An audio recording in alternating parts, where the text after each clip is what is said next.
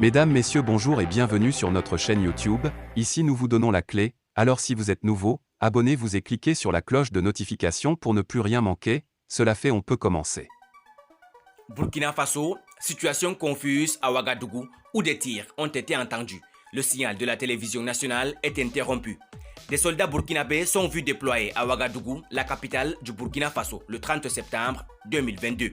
Des tirs ont été entendus dans la ville aux premières heures de la journée.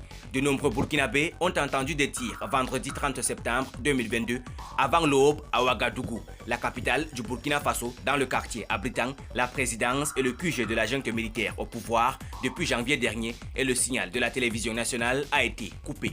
J'ai entendu de lourdes détonations vers 4h30. Et là, les routes autour de ma maison sont barrées par des véhicules militaires, a confié l'un d'eux à l'AFP.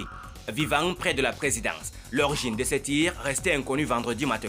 Plusieurs axes de la capitale burkinabé étaient bloqués dans la matinée par des militaires, ont constaté des journalistes de l'AFP.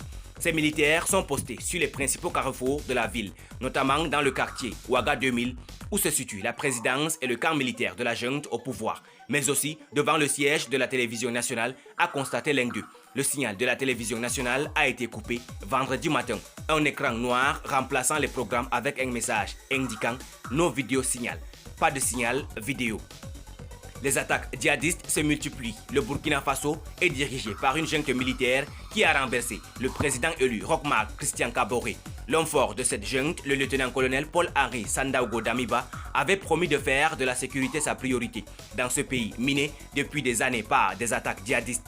Mais la situation ne s'est pas améliorée et les attaques meurtrières touchant des dizaines de civils et soldats se sont poursuivies. Cette semaine encore, un convoi qui devrait ravitailler en vivres la ville de Djibo au nord a été attaqué par des djihadistes présumés.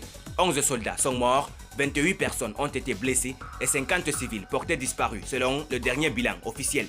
Depuis 2015, les attaques récurrentes de mouvements armés affiliés à Al-Qaïda et au groupe État islamique, principalement dans le nord et l'est du pays, ont fait des milliers de morts et provoqué le déplacement de quelques 2 millions de personnes. Depuis l'an dernier, le Burkina Faso est devenu l'épicentre des violences dans le Sahel, avec plus d'attaques meurtrières qu'au Mali ou au Niger en 2021, selon l'ONG ACLED. Plus de 40% du territoire est hors du contrôle de l'État, selon des chiffres officiels. Merci pour votre aimable attention. Si vous êtes nouveau, n'oubliez pas de cliquer sur la cloche de notification et de vous abonner à la chaîne. Merci et à très bientôt pour une nouvelle vidéo.